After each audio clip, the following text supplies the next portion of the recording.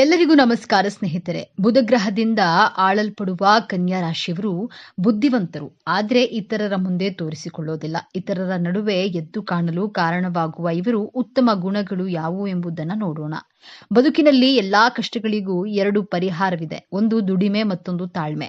ಕನ್ಯಾ ರಾಶಿಯವರು ಈ 5 ಅಭ್ಯಾಸಗಳನ್ನ ಬದಲಾಯಿಸಿಕೊಂಡ್ರೆ ನಿಮ್ಮ ಮ್ಯಾರಿಡ್ ಲೈಫ್ ಅಲ್ಲಿ, ಪ್ರೊಫೆಷನಲ್ ಅಲ್ಲಿ, ಬಿಸ್ನೆಸ್ ಲೈಫ್ ನಲ್ಲಿ ಸಂತೋಷವಾಗಿರಬಹುದು.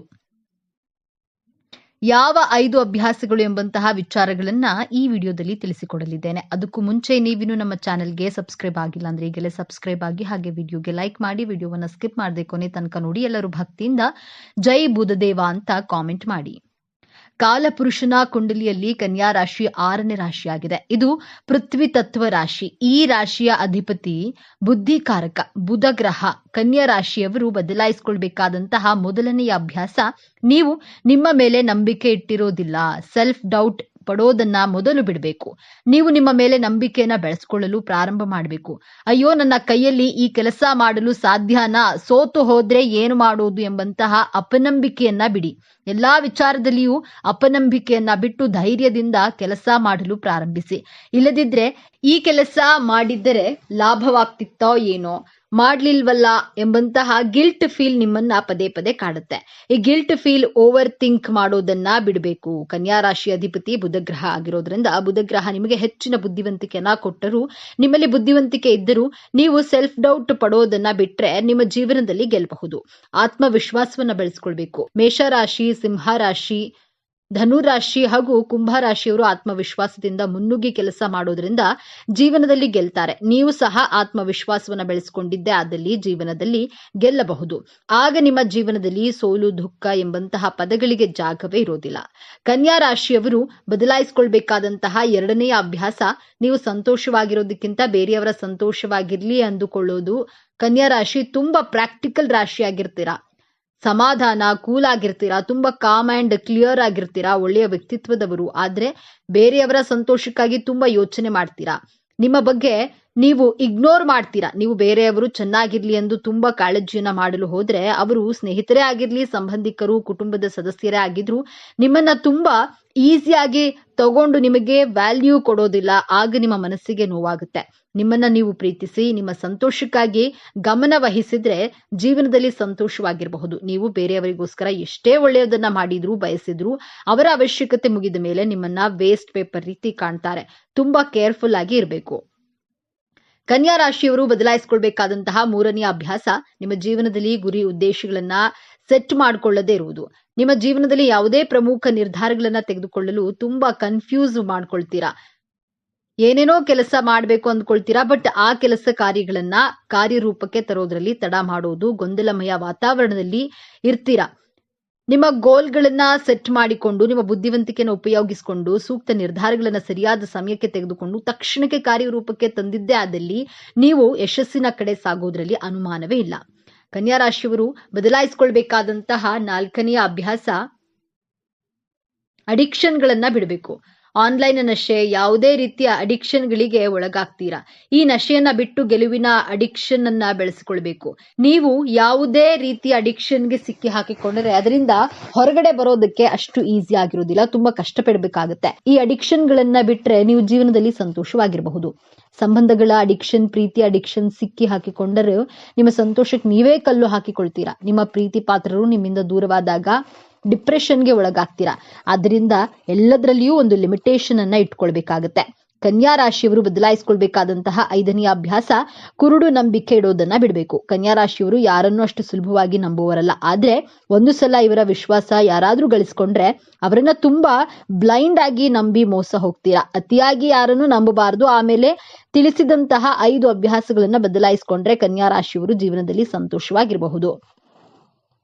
ಕಾಲಪುರುಷನ ಕುಂಡಲಿಯಲ್ಲಿ ಕನ್ಯಾ ರಾಶಿ 6ನೆಯ ಭಾವವಾಗಿದೆ. ಈ ರಾಶಿಯಲ್ಲಿ ಉತ್ತರ ಪಾಲ್ಗುಣಿ ನಕ್ಷತ್ರದ 2, 3, 4 ಪಾದಗಳು, ಹಸ್ತ ನಕ್ಷತ್ರದ 4 ಪಾದಗಳು, ಚಿತ್ತ ನಕ್ಷತ್ರದ 1, 2ನೇ ಪಾದಗಳು ಕಂಡುಬರುತ್ತವೆ. ತನ್ನ ಸಿಹಿಯಾದ ಮಾತುಗಳಿಂದ ಎಲ್ಲರನ್ನ ತನ್ನ ಕಡೆ ಆಕರ್ಷಿಸುವ ಬುದ್ಧಿವಂತರು. ಬೆಣ್ಣೆಯಲ್ಲಿ ಕೂದಲು ತೆಗೆದಷ್ಟು ಸೌಮ್ಯವಾಗಿ ಮಾತನಾಡುವಂತಹ ಮಧುರ ಭಾಷೆಗಳು. ಸದಾ ಏನನ್ನಾದ್ರೂ ಹೊಸ ಹೊಸ ವಿಚಾರಗಳನ್ನ ಕಲಿಯಲು ಕುತೂಹಲಕಾರಿಯಾಗಿರ್ತೀರಾ. ನೀವು ತುಂಬಾ ಭಾವನಾತ್ಮಕ ಜೀವಿಗಳು. ತಮ್ಮ ಭಾವನೆಗಳನ್ನ ನಿಯಂತ್ರಿಸಲು ಆಗದೆ ತುಂಬಾ ಭಾವನೆಗಳಲ್ಲಿ ತೊಳಲಾಟ ಮಾಡ್ತೀರಾ. ತುಂಬಾ ಚಟುವಟಿಕೆಯಿಂದ ನವೋಲ್ಲಾಸದಿಂದ ಕೂಡಿರ್ತೀರಾ. ಬಹಳ ಸಂಘರ್ಷದಿಂದ ಕೆಲಸ ಮಾಡಿದ್ರು ಆ ಕೆಲಸ ಕಾರ್ಯದಲ್ಲಿ ಯಶಸ್ಸು ಸಿಗದೇ ಇದ್ದಾಗ ಬಹಳ ಬೇಗ ನಿರಾಶೆಗೆ ಒಳಗಾಗ್ತೀರಾ. ಸಾಮಾಜಿಕ ರಾಜಕೀಯ ಕ್ಷೇತ್ರದಲ್ಲಿ ಆಸಕ್ತಿ ಉಳ್ಳವರು, ಸಕಲ ಕಲಾ ವಲ್ಲಭರು, ಸಾಕ್ಷಾತ್ ವಿಷ್ಣುವಿನ ವಿಶೇಷವಾದಂತಹ ಆಶೀರ್ವಾದದಿಂದ ಜನಿಸಿರ್ತೀರಾ. ನಿಮ್ಮ ಜನ್ಮಸ್ಥಳದಿಂದ ದೂರದಲ್ಲಿ ಕೆಲಸ ಕಾರ್ಯ ಮಾಡಿದ್ರೆ, ವ್ಯವಹಾರ ಮಾಡಿದ್ರೆ ಉತ್ತಮ ಯಶಸ್ಸನ್ನ ಪಡೆಯಬಹುದು. ನೀವು ಕನ್ಯಾ ರಾಶಿಯಲ್ಲಿಯೇ ಜನಿಸಲು ಕಾರಣವೇನು ಎಂದು ನೋಡೋದಾದ್ರೆ, ಕನ್ಯಾ ರಾಶಿ ಪ್ರಾಕೃತಿಕ ಕುಂಡಲಿಯ 6ನೇ ಭಾವದಲ್ಲಿ ಕಂಡು ಬರುತ್ತದೆ. ನಿಮ್ಮ ಪೂರ್ವ ಜನ್ಮದ ಬಗ್ಗೆ ತಿಳಿದುಕೊಳ್ಳಲು ಪಂಚಮ ಭಾವವನ್ನ ವಿಮರ್ಶೆ ಮಾಡಬೇಕು. ಕನ್ಯಾ ರಾಶಿಯವರ ಪಂಚಮಾಧಿಪತಿ ಶನಿ ಗ್ರಹವಾಗಿರೋದ್ರಿಂದ ನೀವು ಇಂದಿನ ಜನ್ಮದಲ್ಲಿ ಬಹಳ ಪರಿಶ್ರಮದಿಂದ ದುಡಿದಿರ್ತೀರಿ. ಕನ್ಯಾ ರಾಶಿ 6ನೇ ಭಾವ ಅಂದ್ರೆ ಶತ್ರು ಸ್ಥಾನ. ನೀವು ಹಿಂದಿನ ಜನ್ಮದಲ್ಲಿಯೂ ನಿಮ್ಮ ಶತ್ರುಗಳ ಜೊತೆ ಹೋರಾಟ ಮಾಡಿ ನಿಮ್ಮ ಗುರಿ ಉದ್ದೇಶಗಳನ್ನ ತಲುಪುವ ಮಾರ್ಗದ ಮಧ್ಯದಲ್ಲಿ ನಿಮ್ಮ ದೇಹಕ್ಕೆ ಮೋಕ್ಷ ಸಿಕ್ಕಿದ ಕಾರಣ ನೀವು ನಿಮ್ಮ ಗುರಿ ಉದ್ದೇಶವನ್ನ ತಲುಪುವ, ಅರ್ಥ ಪ್ರಾಪ್ತಿ ಮಾಡುವಂತಹ, ಸಾಕಷ್ಟು ಲಾಭ ಮಾಡುವಂತಹ ಉದ್ದೇಶದಿಂದ ಈ ಜನ್ಮದಲ್ಲಿ ಕನ್ಯಾ ರಾಶಿಯಲ್ಲಿ ಜನಿಸಿರ್ತೀರಾ. ಆದ್ದರಿಂದ ನೋಡಿ, ಕನ್ಯಾ ರಾಶಿಯವರು ಲಾಭಕ್ಕೋಸ್ಕರ, ಕುಟುಂಬದವರಿಗೋಸ್ಕರ, ಪ್ರೀತಿಗೋಸ್ಕರ ಸದಾ ಮಾನಸಿಕವಾಗಿ ಹೋರಾಟ ಮಾಡುತ್ತಲೇ ಇರ್ತಾರೆ. ನಕ್ಷತ್ರದ ಪ್ರಕಾರ ನೋಡೋಣ. ಕನ್ಯಾ ರಾಶಿ ಉತ್ತರ ಪಾಲ್ಗುಣಿ ನಕ್ಷತ್ರದಲ್ಲಿ ಜನಿಸಿದ್ರೆ ಬಾಲ್ಯದಿಂದಲೇ ತುಂಬಾ ಪ್ರಿಯರಾಗಿರ್ತೀರಿ. ಮಕ್ಕಳು ಅಂದ್ರೆ ಆಟ ಆಡೋದ್ರಲ್ಲಿ ಮುಳುಗಿರ್ತಾರೆ. ಆದ್ರೆ ನೀವು ನಿಮ್ಮ ವಿಚಾರಧಾರೆ, ಯೋಚನೆ ಮಾಡೋದ್ರಲ್ಲಿ ಮುಳುಗಿರ್ತೀರಾ. ಬಹಳ ಶಾಂತ ಸ್ವಭಾವದವರಾಗಿರ್ತೀರಾ. ನಿಮ್ಮ ನೆರೆಹೊರೆಯವರು ಈ ಮಗು ಎಷ್ಟು ಚಿಕ್ಕ ವಯಸ್ಸಿಗೆ ಎಷ್ಟು ಶಾಂತಿ ಸಮಾಧಾನವಾಗಿದೆ ಎಂದು ಪ್ರಶಂಸೆ ಪಡ್ತಾರೆ. ಹಸ್ತ ನಕ್ಷತ್ರದಲ್ಲಿ ಜನಿಸಿದವರಿಗೆ ಚಂದ್ರ ದಶ ಪ್ರಾರಂಭವಾಗುತ್ತೆ. ನಿಮ್ಮ ಲಾಭ ಸ್ಥಾನದ ಅಧಿಪತಿಯು ಚಂದ್ರನು ಗ್ರಹನೇ ಆಗಿರೋದ್ರಿಂದ ನಿಮ್ಮ ಸುತ್ತಮುತ್ತಲಿನವರು ನಿಮ್ಮ ಮಾತು, ನಿಮ್ಮ ನಗುವಿಗೆ ಆಕರ್ಷಿತರಾಗ್ತಾರೆ. ನಿಮಗೆ ನಿಮ್ಮ ಕುಟುಂಬದವರಿಂದ, ಸ್ನೇಹಿತರಿಂದ, ಅಕ್ಕಪಕ್ಕದ ಮನೆಯವರಿಂದ ಪ್ರೀತಿ, ಆರೈಕೆ ಹೆಚ್ಚಾಗಿ ಸಿಗುತ್ತೆ. ಚಂದ್ರ ಅಂದ್ರೆ ಸಂವೇದನಾಶೀಲ, ಶಿಥಿಲ ಗ್ರಹ. ಈ ಗುಣ ಹಸ್ತ ನಕ್ಷತ್ರದವರಲ್ಲಿಯೂ ಕಾಣಬಹುದು. ನೀವು ಎಲ್ಲರ ಜೊತೆಗೂ ನಗುನಗುತ್ತಾ ಮಾತನಾಡೋದ್ರಿಂದ ಎಲ್ಲರಿಗೂ ಇಷ್ಟವಾಗ್ತೀರಾ. ಚಂದ್ರನ ದಶ ಮುಗಿದ ನಂತರ ಮಂಗಳ ಗ್ರಹದ ದಶ ಪ್ರಾರಂಭವಾಗುತ್ತೆ. ಮಂಗಳ ಗ್ರಹ ನಿಮ್ಮ ತೃತೀಯಾಧಿಪತಿ ಹಾಗೂ ಅಷ್ಟಮಾಧಿಪತಿ ಆಗಿರೋದ್ರಿಂದ ನೀವು ಚಿಕ್ಕವರಾಗಿದ್ದಾಗಲೇ ಮಂಗಳ ದಶ ಪ್ರಾರಂಭವಾಗಿ ಮುಗಿಯೋದಕ್ಕೂ ಹೆಚ್ಚು ಸಮಸ್ಯೆಗಳು ಉಂಟಾಗೋದಿಲ್ಲ. ನಿಮ್ಮಲ್ಲಿ ಧೈರ್ಯ, ಸಾಹಸದ ಗುಣವಿರುತ್ತೆ. ಮಂಗಳ ಗ್ರಹದ ದಶಕಾಲದಲ್ಲಿ ನಿಮ್ಮ ತಂದೆ ತಾಯಿ ಸಮಸ್ಯೆಗಳನ್ನ, ಚಾಲೆಂಜಸ್ಗಳನ್ನ ಫೇಸ್ ಮಾಡಬೇಕಾಗುತ್ತೆ. ನೀವು ಯವನಾವಸ್ಥೆ ತಲುಪಿದಾಗ ರಾಹುವಿನ ಮಹಾದಶ ಪ್ರಾರಂಭವಾಗುತ್ತೆ. ರಾಹು ಗ್ರಹ ಅಂದ್ರೆ ಅಚೀವ್ಮೆಂಟ್ ಹಾಗೂ ಅಟ್ಯಾಚ್ಮೆಂಟ್. ಯವನಾವಸ್ಥೆಯಲ್ಲಿ ಭಯಪಡದೆ ಹೋರಾಟ ಮಾಡಿ ನಿಮ್ಮ ಇಚ್ಛೆಗಳನ್ನ ಪೂರೈಸಿಕೊಳ್ಳಲು ಈ ಕನ್ಯಾ ರಾಶಿಯಲ್ಲಿ ಜನಿಸಿರ್ತೀರಾ. ಹಿಂದಿನ ಜನ್ಮದಲ್ಲಿ ನೀವು ಸಾಧನೆಯ ಕೊನೆಯ ಹಂತಕ್ಕೆ ತಲುಪಿದಾಗ ನಿಮ್ಮ ಮೃತ್ಯುವಾಗಿತ್ತು. ಆದ್ದರಿಂದ ಈ ಜನ್ಮದಲ್ಲಿ ನಿಮ್ಮ ಇಚ್ಛೆಯನ್ನ, ಉದ್ದೇಶಗಳನ್ನ ಈಡೇರಿಸಿಕೊಳ್ಳಲು ಕನ್ಯಾ ರಾಶಿಯಲ್ಲಿ ಜನಿಸಿರ್ತೀರಾ. ವಾಸ್ತವವಾಗಿ ಹೇಳೋದಾದ್ರೆ ಮೃತ್ಯು ಆಗುವುದು ದೇಹಕ್ಕೆ ಮಾತ್ರ, ಆತ್ಮಕ್ಕೆ ಅಲ್ಲ. ಆತ್ಮ ಹಲವು ದೇಹಗಳ ಮೂಲಕ ಪರಿಭ್ರಮಣೆ ಮಾಡಿ ತನ್ನ ಮನಸ್ಸಿನ ಸೂಕ್ತ ಇಚ್ಛೆಗಳನ್ನ ಈಡೇರಿಸಿಕೊಳ್ಳಲು ಪ್ರಯತ್ನ ಮಾಡುತ್ತೆ. ಕನ್ಯಾ ರಾಶಿ ಅರ್ಥ ತ್ರಿಕೋಣ ರಾಶಿಯಾಗಿದೆ. ಹಣ ಸಂಪಾದನೆ ಮಾಡುವುದು, ಹಣದ ಕ್ರೋಢೀಕರಣ, ಶತ್ರುಗಳನ್ನ ಗೆಲ್ಲುವುದು ನಿಮ್ಮ ಮನದಾಳದ ಇಚ್ಛೆಯಾಗಿರುತ್ತೆ. ಕನ್ಯಾ ರಾಶಿಯವರಿಗೆ ಬೇರೆಯವರ ಅಧೀನದಲ್ಲಿ ಕೆಲಸ ಮಾಡೋದಕ್ಕಿಂತ ತಾನೇ ಸ್ವತಃ ಬಿಸ್ನೆಸ್ ಮಾಡುವ ಮನಸ್ಸಿರುತ್ತೆ. ನಿಮ್ಮ ದಶಮಾಧಿಪತಿ ಬುಧ ಗ್ರಹವಾಗಿರೋದ್ರಿಂದ ಕನ್ಯಾ ರಾಶಿಯವರು ಹೆಚ್ಚಾಗಿ ವ್ಯಾಪಾರ ಮಾಡುವುದು ಉದ್ಯಮಗಳಾಗಿರುತ್ತಾರೆ. ಕನ್ಯಾ ರಾಶಿಯವರು 2-3 ಮೂಲಗಳಿಂದ ಹಣ ಸಂಪಾದನೆ ಮಾಡುವವರಾಗಿರ್ತೀರಿ. ಅರ್ಥ ಪ್ರಾಪ್ತಿ ಮಾಡುವುದು ನಿಮ್ಮ ಜನ್ಮ ರಹಸ್ಯವಾಗಿದೆ. ಬುಧ ಗ್ರಹದಿಂದ ಆಳಲ್ಪಡುವ ಕನ್ಯಾ ರಾಶಿಯವರು ಬುದ್ಧಿವಂತರು, ಆದ್ರೆ ಇತರರ ಮುಂದೆ ತೋರಿಸ್ಕೊಳ್ಳೋದಿಲ್ಲ. ಇತರರ ನಡುವೆ ಎದ್ದು ಕಾಣಲು ಕಾರಣವಾಗುವ ಇವರ ಉತ್ತಮ ಗುಣಗಳು ಯಾವುದು ಎಂಬುದನ್ನ ನೋಡೋಣ. ಬುಧ ಗ್ರಹವನ್ನ ಅಧಿಪತಿಯಾಗಿ ಪಡೆಯುವ ಕನ್ಯಾ ರಾಶಿಯವರು ಅತ್ಯಂತ ಚಾಣಾಕ್ಷ ಬುದ್ಧಿ ಹಾಗೂ ಉತ್ತಮ ಮಾತುಗಾರರಾಗಿರ್ತಾರೆ. ನಿತ್ಯ ತಮ್ಮ ಜೀವನದಲ್ಲಿ ಎದುರಾಗುವ ಎಲ್ಲಾ ತೊಂದರೆಗಳನ್ನ ಅತ್ಯಂತ ಬುದ್ಧಿವಂತಿಕೆಯಿಂದ ಎದುರಿಸಿ ಜಯಶೀಲರಾಗ್ತಾರೆ. ಇವರ ಮಾತುಗಳು ಅತ್ಯಂತ ಹಾಸ್ಯಭರಿತವಾಗಿರುತ್ತೆ. ಮಾತಿನಲ್ಲಿ ಮೋಡಿ ಮಾಡೋದ್ರಲ್ಲಿ ಕನ್ಯಾ ರಾಶಿಯವರದ್ದು ಎತ್ತಿದ ಕೈ ಎಂದೇ ಹೇಳಬೇಕು. ಕನ್ಯಾ ರಾಶಿಯ ಬಂಧುಗಳೇ, ಈ ಕ್ಷಣದಲ್ಲಿ ನೀವು ನೋಡ್ತಿರುವ ಈ ವಿಡಿಯೋ ಆಕಸ್ಮಿಕವಾಗಿ ನಿಮ್ಮ ಮುಂದೆ ಬಂದಿಲ್ಲ. ನಿಮ್ಮ ಜೀವನದ ಒಂದು ನಿರ್ಣಾಯಕ ಘಟ್ಟದಲ್ಲಿ ನಿಂತಿರುವ ನಿಮಗೆ ಇಷ್ಟ ದೇವರು ಅಥವಾ ನಿಮ್ಮ ಕುಲದೇವರು ಒಂದು ಸ್ಪಷ್ಟವಾದ ಸಂದೇಶವನ್ನ ನೀಡಲು ಬಯಸಿದ್ದಾರೆ. ನಿಮ್ಮ ಜೀವನದಲ್ಲಿ ನೀವು ಅನುಭವಿಸಿದಂತಹ ಮಾನಸಿಕ ಯಾತನೆ, ನಿರಂತರ ಪರಿಶ್ರಮಕ್ಕೆ ಸಿಗದ ಪ್ರತಿಫಲ ಮತ್ತು ನಿಮ್ಮದೇ ಲೆಕ್ಕಾಚಾರಗಳು, ತಪ್ಪಿ ಹೋದ ನೋವಿಗೆ ಈಗ ಸರಿಯಾದಂತಹ ಉತ್ತರ ಸಿಗುವಂತಹ ಸಮಯ ಬಂದಿದೆ. ನಿಮ್ಮ ಜೀವನದ ದಿಕ್ಕು ಯಶಸ್ಸಿನ ಹಂತ ಸಾಗುತ್ತಿದೆಯೇ ಅಥವಾ ನಿಮ್ಮ ಅತಿಯಾದಂತಹ ಯೋಚನೆಗಳಲ್ಲಿಯೇ ಮತ್ತೆ ಮುಳುಗುತ್ತದೆಯೇ? ಈಗ ನಿಮ್ಮ ಭವಿಷ್ಯವನ್ನ ನಿರ್ಧರಿಸಲಿವೆ. ಈ ಸಮಯದಲ್ಲಿ ನಿಮಗೆ ಎದುರಾಗಲಿರುವಂತಹ ದೊಡ್ಡ ಮಾನಸಿಕ ಸವಾಲು ಯಾವುದು, ಅದರಿಂದ ನೀವು ಪಾರಾಗುವುದು ಹೇಗೆ ಎಂದು ತಿಳಿಯಲು ಈ ವಿಡಿಯೋವನ್ನ ಸಂಪೂರ್ಣವಾಗಿ ನೋಡಿ. ಯಾಕಂದ್ರೆ ಇದು ನಿಮಗಾಗಿ ನಿಮ್ಮ ಬುದ್ಧಿಶಕ್ತಿಗೆ ಬಂದಿರುವಂತಹ ದೈವಿಕ ಸಂದೇಶ. ಹಾಗೆಯೇ ಓಂ ಬುಧದೇವಾಯ ನಮಃ ಎಂದು ಕಾಮೆಂಟ್ ಮಾಡಿ. ಹಾಗೆ ತಪ್ಪದೆ ವಿಡಿಯೋಗೆ ಲೈಕ್ ಮಾಡಿ.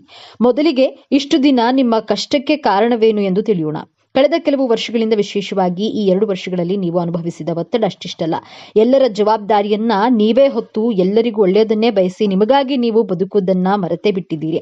ನಿಮ್ಮ ಪ್ರಾಮಾಣಿಕತೆಗೆ, ನಿಮ್ಮ ಪರಿಪೂರ್ಣತೆಯ ಕೆಲಸಕ್ಕೆ ತಕ್ಕ ಮನ್ನಣೆ ಸಿಗಲಿಲ್ಲ. ಬದಲಾಗಿ ಇವರು ಅತಿಯಾಗಿ ಟೀಕಿಸ್ತಾರೆ. ಇವರಿಗೆ ಸಮಾಧಾನವೇ ಇಲ್ಲ ಎಂಬುದು ಅಪವಾದಗಳಲ್ಲೇ ನಿಮಗೆ ಸಿಕ್ಕಿತ್ತು.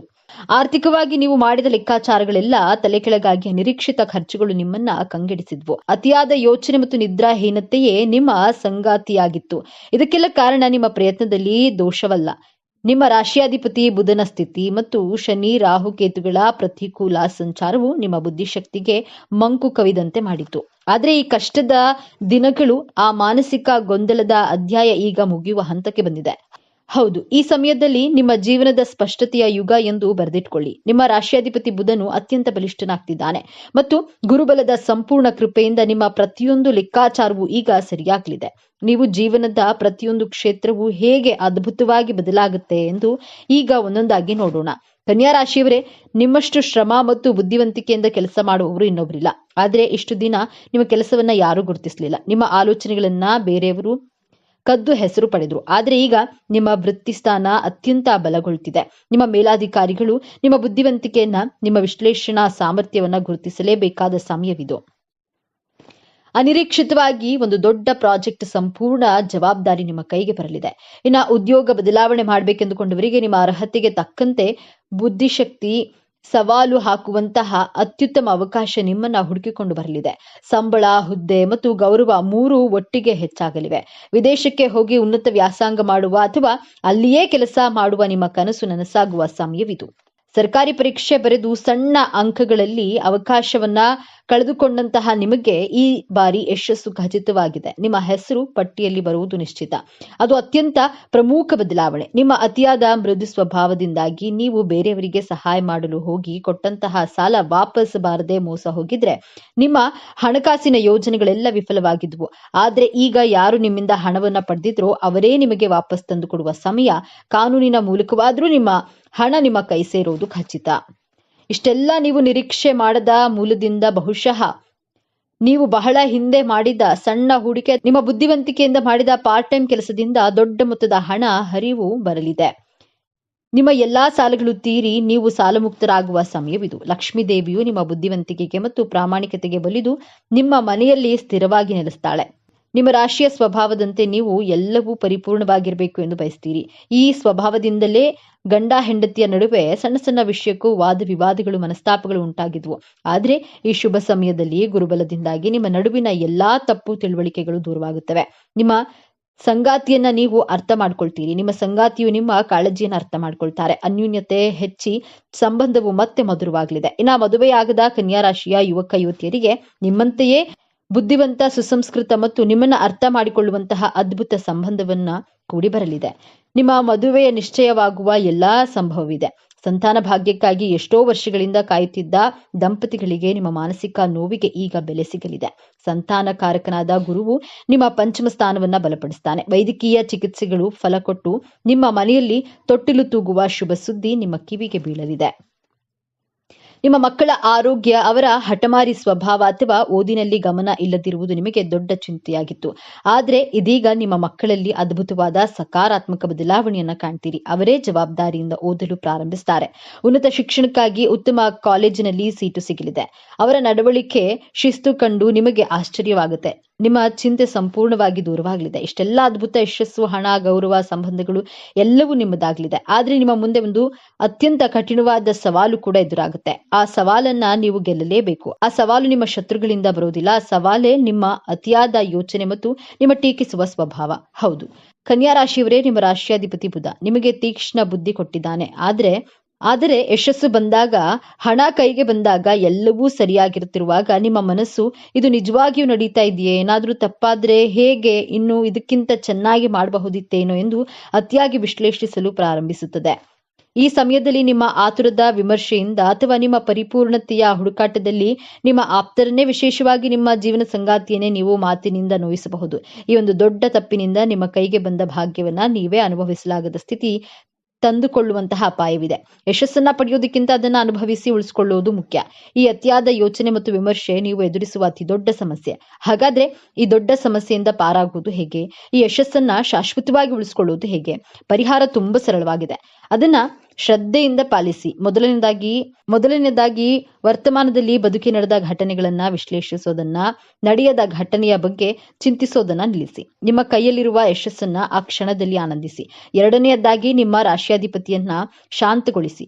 ಪ್ರತಿ ಬುಧವಾರ ಹತ್ತಿರದ ಶ್ರೀ ವಿಷ್ಣುವಿನ ಅಥವಾ ಕೃಷ್ಣದೇವನ ದೇವಸ್ಥಾನಕ್ಕೆ ಹೋಗಿ ಒಂದು ತುಳಸಿ ಮಾಲೆಯನ್ನು ಅರ್ಪಿಸಿ, ಅಥವಾ ಹಸುವಿಗೆ ಹಸಿರು ಹುಲ್ಲು ಅಥವಾ ಪಾಲಕ್ ಸೊಪ್ಪನ್ನ ತಿನ್ನಿಸಿ. ಇದು ನಿಮ್ಮ ಮಾನಸಿಕ ಚಂಚಲತೆಯನ್ನ ಕಡಿಮೆ ಮಾಡಿ ಸ್ಪಷ್ಟತೆಯನ್ನ ನೀಡುತ್ತೆ. ಮೂರನೆಯದಾಗಿ ಕೃತಜ್ಞತೆಯನ್ನ ಸಲ್ಲಿಸಿ. ಟೀಕಿಸುವ ಬದಲು ನಿಮಗೆ ಸಿಕ್ಕಿದ್ದಕ್ಕೆ ಕೃತಜ್ಞತೆಯನ್ನ ಸಲ್ಲಿಸಿ. ಪ್ರತಿದಿನ ರಾತ್ರಿ ಮಲಗುವ ಮುನ್ನ ಇದೆಲ್ಲ ನಿಮ್ಮ ಕೃಪೆ, ನನ್ನ ಬುದ್ಧಿಶಕ್ತಿಗೆ ದಾರಿ ತೋರಿದ್ದಕ್ಕೆ ಧನ್ಯವಾದ ಎಂದು ನಿಮ್ಮ ಇಷ್ಟ ದೇವರನ್ನ ಸ್ಮರಿಸಿ ನಿಮ್ಮ ಎಲ್ಲಾ ಭಾಗ್ಯವನ್ನ ನಿಮ್ಮ ಬಳಿಯೇ ಉಳಿಸಿಕೊಳ್ಳಿ. ಕನ್ಯಾ ರಾಶಿಯವರೇ, ನಿಮ್ಮ ಜೀವನವನ್ನ ಸಂಪೂರ್ಣವಾಗಿ ಬದಲಾಯಿಸುವ ಶಕ್ತಿ ಹೊಂದಿದೆ. ನಿಮ್ಮ ವಿಜಯ ಆರಂಭವಾಗಲಿದೆ. ನಿಮ್ಮ ಪ್ರತಿಯೊಂದು ಲೆಕ್ಕಾಚಾರ ಈಗ ಯಶಸ್ವಿಯಾಗಲಿದೆ. ನಿಮ್ಮ ಮಾನಸಿಕ ನೋವು ಈಗ ಪ್ರಶಾಂತವಾಗಿ ಬದಲಾಗುವ ಸಮಯ ಬಂದಿದೆ. ನೆನಪಿಡಿ, ಈ ವಿಡಿಯೋ ನಿಮಗೆ ತಲುಪಿದ್ದು ಆಕಸ್ಮಿಕವಲ್ಲ. ಇದು ನಿಮ್ಮ ಇಷ್ಟ ದೇವರು ನಿಮಗೆ ನೀಡುತ್ತಿರುವ ಸ್ಪಷ್ಟ ಸಂದೇಶ. ಈ ಅದ್ಭುತ ಸಮಯವನ್ನ ಸದುಪಯೋಗಪಡಿಸಿಕೊಳ್ಳಿ. ನಿಮ್ಮ ನಂಬಿಕೆಯ ಸಂಕೇತವಾಗಿ ನಿಮ್ಮ ಜೀವನ ಬದಲಾಗಬೇಕು ಎನ್ನುವ ಸಂಕಲ್ಪದೊಂದಿಗೆ ತಪ್ಪದೆ ನಿಮ್ಮ ಕುಲದೇವರ ಅಥವಾ ನಿಮ್ಮ ಇಷ್ಟ ದೇವರ ಹೆಸರನ್ನ ಕಾಮೆಂಟ್ ಮಾಡಿ. ಆ ಭಗವಂತನು ನಿಮ್ಮನ್ನ ಸದಾ ಕಾಪಾಡಲಿ. ಸರ್ವೇ ಜನೋ ಸುಖಿನೋ ಭವತು. ಇದೇ ತರಹದ ಜ್ಯೋತಿಷ್ಯಕ್ಕೆ ಸಂಬಂಧಪಟ್ಟಂತಹ ವಿಡಿಯೋ ನೋಡಲು ನಮ್ಮ ಚಾನೆಲ್ಗೆ ಸಬ್ಸ್ಕ್ರೈಬ್ ಆಗಿ, ಈ ವಿಡಿಯೋಗೆ ಲೈಕ್ ಮಾಡಿ, ಶೇರ್ ಮಾಡಿ.